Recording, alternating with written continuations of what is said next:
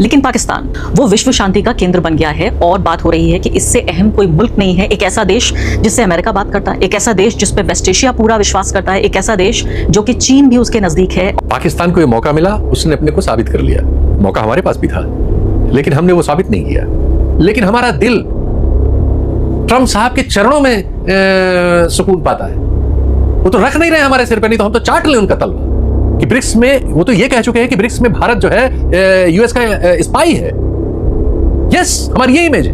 हम खुले बाजार में गए जहां हमें कम से कम $10-12 पर बैरल ज्यादा पैसा देना पड़ा। वो जो हमारी सप्लाई सुरक्षा थी 5 दिन में आने की, वो खत्म हुई। भाड़ा ज्यादा देना पड़ा।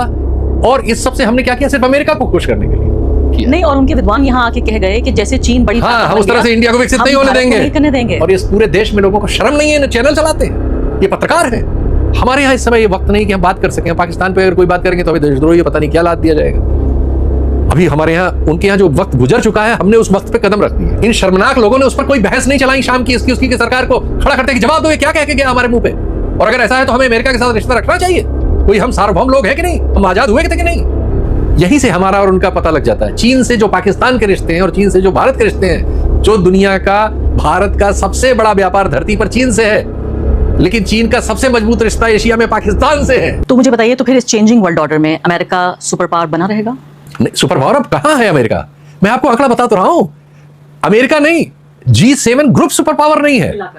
28% पे आ चुका है। और ब्रिक्स, उतने देश तो ब्रिक्स में है। ब्रिक्स जो है 42% पे पहुंच गया है। तो मुझे, अगर मैं सही समझ... अच्छा, ये तब है जब भारत ने ब्राजील की बैठक में इस बात से इनकार कर दिया था, डॉलर के पक्ष में। भारत एक अकेला देश है ब्रिक्स में, जिसकी वजह से बहुत सारे ग्लोबल फैसले रुके हुए हैं।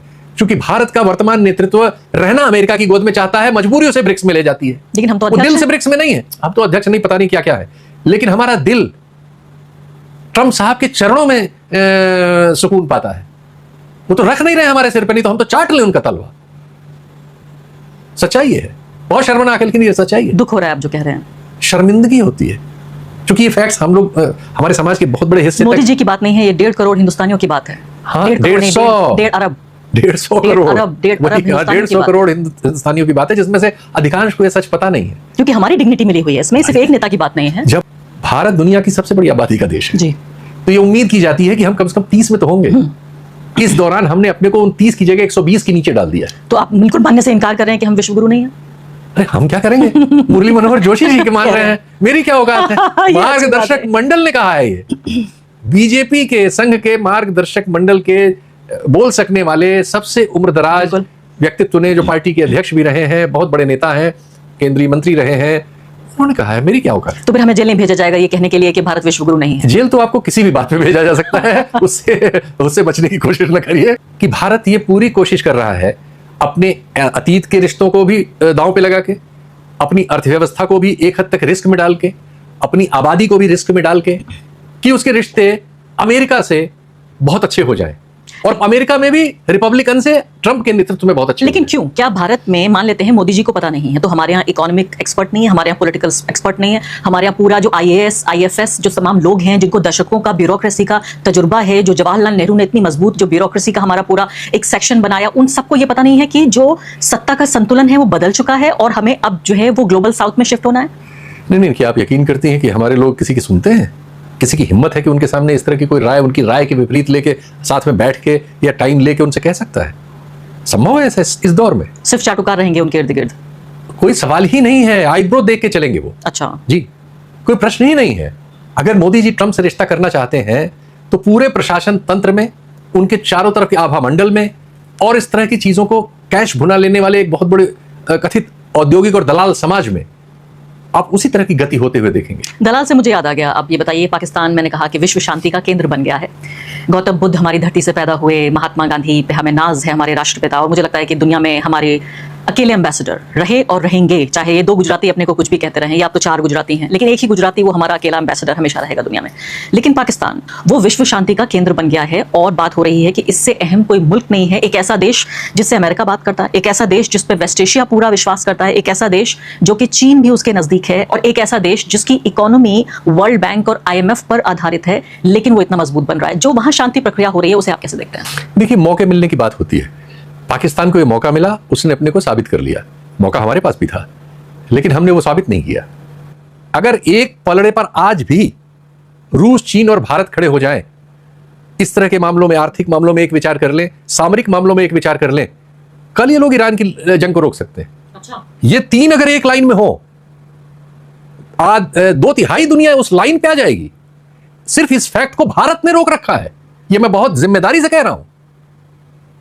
ये चीज सिर्फ और सिर्फ भारत ने रोक रखी है, और मैंने नहीं, कि ब्राजीलियन कई प्रोफेसर और एक जमाने में उनके सीनियर लीडर कह चुके हैं कि ब्रिक्स में, वो तो ये कह चुके हैं कि ब्रिक्स में भारत जो है यूएस का स्पाई है। यस, हमारी ये इमेज है। और इससे क्या, पाकिस्तान तो ऑलरेडी चीन का सारा इन्वेस्टमेंट है पाकिस्तान में। चीन से बड़ा, आज ईरान में चीन से बड़ा लीवरेज कोई है? पाकिस्तान को ईरान को राजी करने में चीन के पास जाना पड़ा, पाकिस्तान से ईरान राजी नहीं हुआ। उसने कहा गारंटीज हमें चीन से चाहिए, तो पाकिस्तानी चीन गए। और बातचीत कहीं भी हो सकती है इस्लामाबाद अरे में, बात तो ठीक है, पाकिस्तान उस चीज को यूज कर रहा है, करना चाहिए, उसको मौका मिला है। आपको मालूम है कराची में पिछले 1 महीने में इतना बिजनेस हुआ है, पोर्ट का बिजनेस, जो उनका पूरे साल का होता है। पूरे साल में कराची में जितनी माल ढुलाई होती है, जितना माल उतरता है, भाई भारत से रिश्ता बचा नहीं है।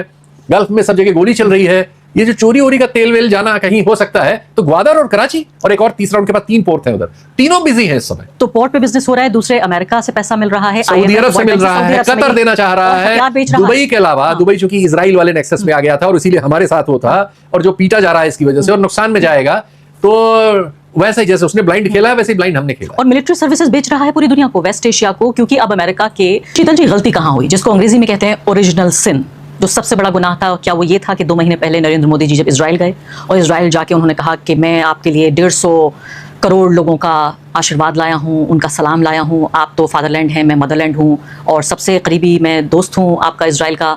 वहां पे फिर उनको बहुत बेहतरीन शानदार एक मेडल पहनाया गया, वो तमाम चीज़ें हुई और कुछ घंटों बाद जंग शुरू हो गई।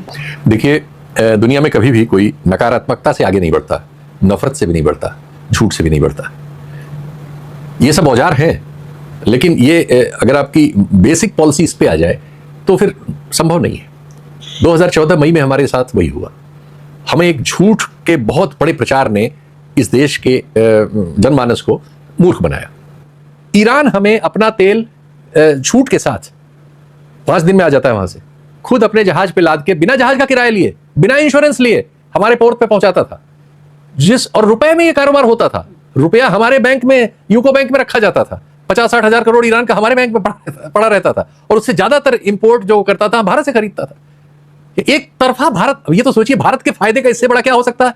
इसको छोड़ के, इसको कैंसिल करके हम खुले बाजार में गए, जहां हमें कम से कम $10-12 पर बैरल ज्यादा पैसा देना पड़ा। वो जो हमारी सप्लाई सुरक्षा थी 5 दिन में आने की, वो खत्म हुई, भाड़ा ज्यादा देना पड़ा। और इस सबसे हमने क्या किया, सिर्फ अमेरिका को खुश करने के लिए। चीन ने नहीं किया तो चीन मिट गया क्या? उसी समय वो तो सबके लिए आया था। तो ये एस्टेब्लिशमेंट में क्या प्रो अमेरिका लोग बैठे हुए हैं जो मोदी जी को ये समझा रहे हैं कि वही ultimate God? Modi ji pro America है, आरएसएस प्रो अमेरिका है, दक्षिण पंथ प्रो अमेरिका है, कोई नहीं बैठा हुआ है। मैंने आपको बताया, इनमें से तो कोई है ही नहीं जो कुछ वहां कह सकता है। उन सबको प्रो अमेरिका होना पड़ा है। भले ही ट्रंप का भी लेटेस्ट आ गया है कि उन्होंने चीन और भारत को नरक कहा है, उन्होंने नहीं, उनके एक विद्वान ने कहा है, ट्रंप ने उसको रिट्वीट किया।